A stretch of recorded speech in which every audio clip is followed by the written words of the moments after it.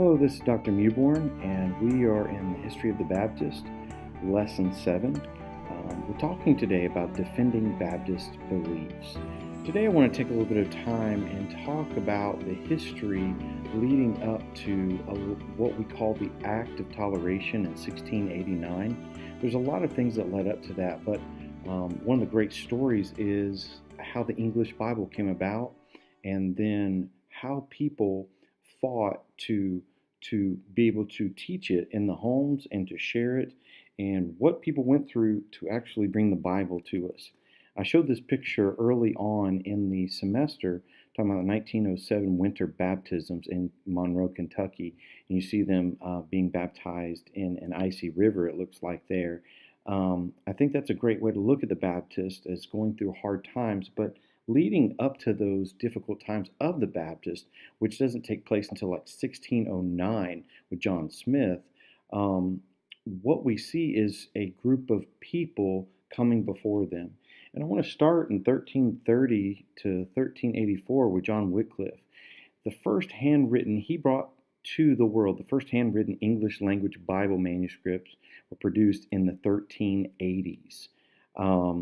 An Oxford professor, scholar, he's a theologian, opposed the teaching of the organized church, which he believed to be contrary to the Bible. He produced dozens of English language manuscript copies of the scriptures translated out of the Latin Vulgate, which was the only source text available to Wycliffe. The Pope was so infuriated by his teachings and his translation of the Bible into English that 44 years after Wycliffe had died, he ordered that his bones be dug up and crushed and scattered in the river. That's how much people hated him. That's how much the Pope hated him, because they believed that they were the only ones who could bring forth Scripture. They were the only ones who could explain it and interpret it for the people.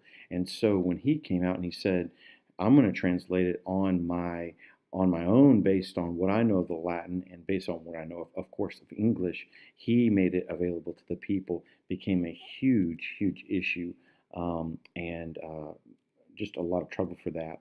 The next Bible I want to talk about real quick was the Gutenberg Bible. Johann Gutenberg invented the printing press in 1450s, and we've talked about that before, and this is what really brought out some of the greatest, or really brought out the Reformation. The first book to ever be written was a Latin, or copied, printed, was a Latin language Bible printed in Mons, Germany. Ironically, though he had created what many believed to be the most important invention in history, Gutenberg was a victim of unscrupulous business associates who took control of his business and left him in poverty. Nevertheless, the invention of the movable type printing press meant that Bibles and books could finally be effectively produced in large quantities in a short period of time. This was essential to the success of the Reformation. We've talked about the Gutenberg printing press a lot, but also the Gutenberg Bibles. When it was printed, it was now available. They were saying, we can do this now, and we can produce this for the world. So this is very special. Now, moving forward, we get to a guy named Erasmus, who is considered to be one of the most intelligent people that we have seen in the last 1,000 years. The man just had tremendous ability in writing, understanding languages. Erasmus of Rotterdam published a Greek text for the church, helps launch the Reformation, or what we call the Protestant movement. He brought out what is called the Textus Receptus, or sometimes people call it the TR. The Textus Receptus, Latin for received text, is a Greek New Testament that provided the textual basis for the vernacular translations of the Reformation period. And so what he did was he took and put the Latin and the Greek new text that he had brought together, and he put them side by side, saying, let me show you why the Latin is wrong in what they're saying. And he is giving them, of course, giving the people the Greek New Testament, which is very important when you go forward looking at English translations such as the King James Bible. People that would have used the TR are people like Martin Luther, who used it for his German translation. Also William Tyndale, he used it for the English New Testament translation. And William Tyndale disobeyed the laws of the Roman Catholic Church He was brought forth the very first English Bible. And so there we see Erasmus in that picture. Now, getting on to William Tyndale, it's 1494 to 1536. William Tyndale was the captain of the army of the Reformers and was their spiritual leader. Tyndale holds the distinction of being the first man to ever print the New Testament in the English language. Amazing. Tyndale was a true scholar and a genius, so fluent in 8 languages that it was said one would think any one of them to be his native tongue. He is frequently referred to as the architect of the English language. One of the things that he writes here, he writes this: "If God spare my life, ere many years, I will cause a boy who drives the plow to know more of the Scripture than you do." And he's talking about people knowing the Bible. See, the important thing for these folks was that they would get the Bible into the hands of ordinary people, and that it wouldn't be subject to certain people and positions in the church that would just understand Latin. You know, if you don't understand a version of the Bible, then how can you really, or the Bible in general, then how can you abide by it? Instead, you have to listen to somebody that teaches it to you. Well, what if that person is crooked? And that's what these guys are saying. There's a problem when God has given us His Word. Should we not understand it in our own language? And that's what they're working hard to bring about. William Tyndale, he went against the Pope to make the Bible in English. 1534, New Testament to English, executed by the Roman Catholic Church. Tyndale had to be killed if the Pope wanted to be in control. Tyndale stated, "Lord, open the eyes of the King of England." Eventually, King Henry VIII, who's King of England, allowed the people to read the Scripture because of his divorce to Catherine of Aragon. Now, here's the picture of William Tyndale dying. He is strangled at the stake here, and then he is burned. And it's just this terrible thing. But what he cries out in that moment is, "Lord, open the eyes of the King of England."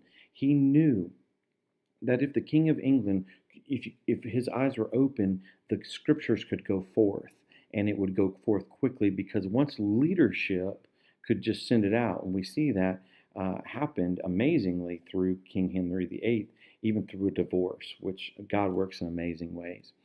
But what's very special about Tyndale is the guy that was with him, a contemporary of him, Myles Coverdale.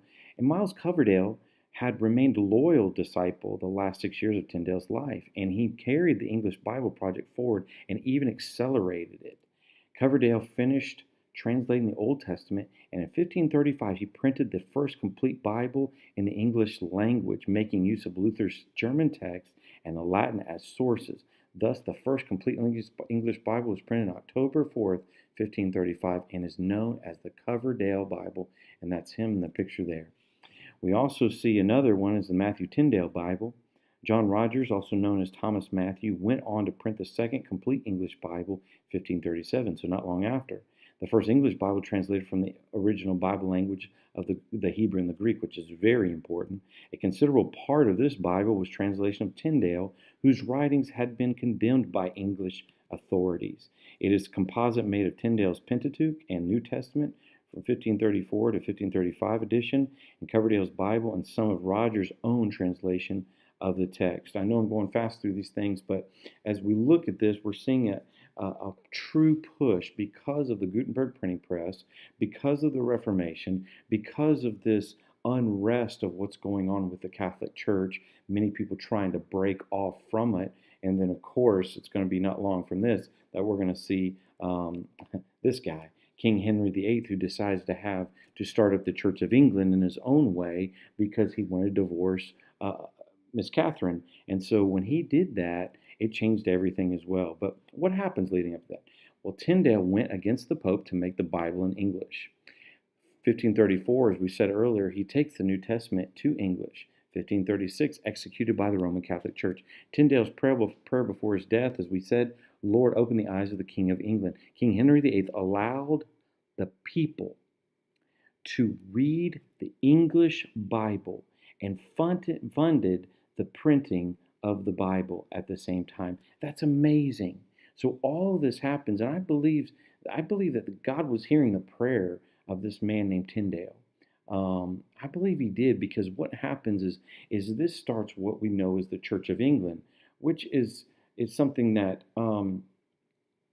was started by a man who's very crooked, but it opened the door. It's like God was using somebody like this to kind of crack open the door for more of what we call the Protestant Reformation, and that's what we see taking place in King Henry VIII. As we continue on with this timeline, after the reign of King Henry VIII, his son Edward VI takes over.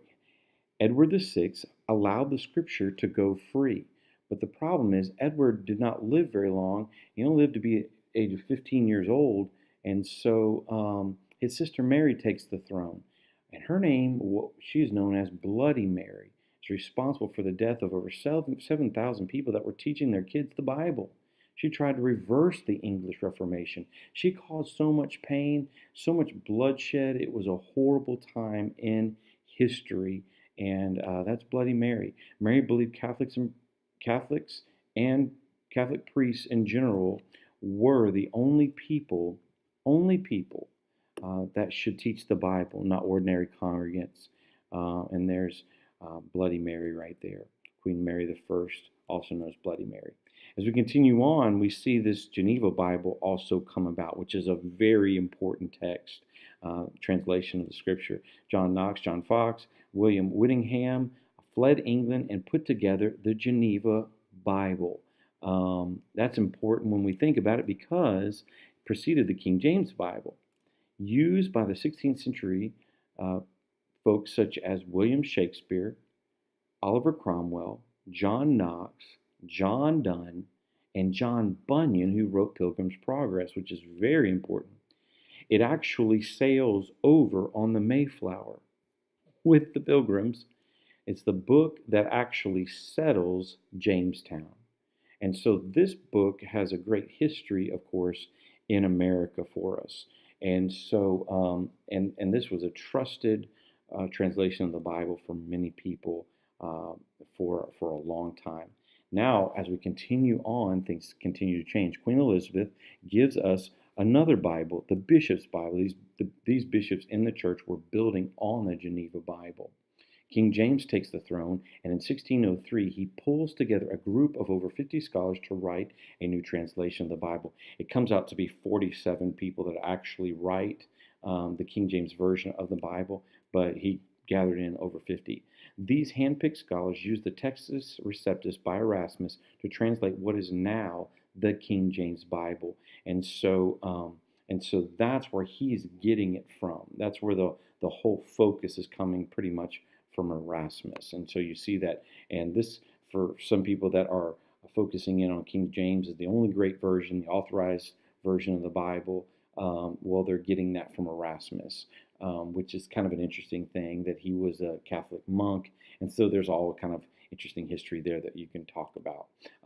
But going forward with King James, who lived 1566 to 1625, King of England and Ireland, held a meeting called the Hampton Court Meeting with the representatives of the Church of England. James did not like religious liberty. King James was obsessed with religious uniformity. It should be a certain way. It should be his way. He sought to bring harsh punishments or exile to those who refused to conform to the Church of England.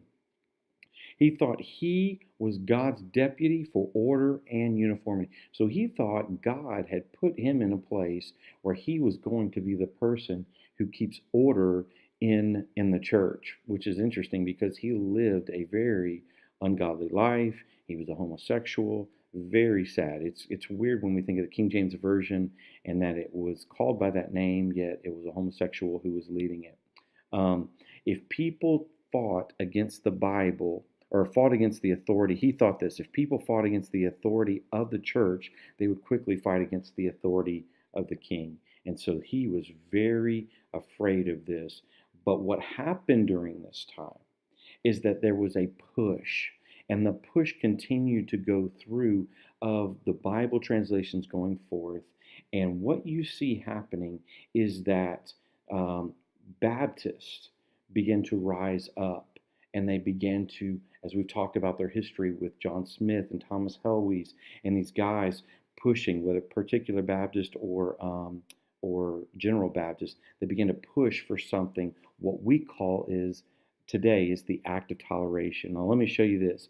On May 24th, 1689, the Act of Toleration is they granted freedom of religion to nonconformists. This is Baptists. This is people that are Congregationalists, dissenting Protestants such as Baptists and Congregationalists, anybody that's non-Anglican, if you want to put it that way.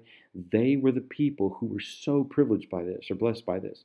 Allow Baptists and other nonconformists the right to elect their own teachers and preachers and places of worship. Also, political rights and positions were withheld from the nonconformists, so they couldn't hold political positions, but they had the freedom to worship how they wanted to worship. And that is such an incredible deal. I wanted to show you this. I found this sign, Brook Street Chapel. This is in Cheshire, East, United Kingdom.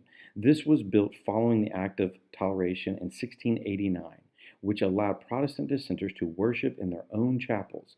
Elizabeth Gaskell, the novelist, is buried in the graveyard. So they're commemorating this moment and saying, hey, this chapel was built and allowed for freedom for them to worship how they wanted to worship. Why was that the case, or why were they allowed this freedom? Because of William III, also called the William of Orange of England, and he actually was giving them the right to worship how they felt led, to put their own pastors in place, all those types of things.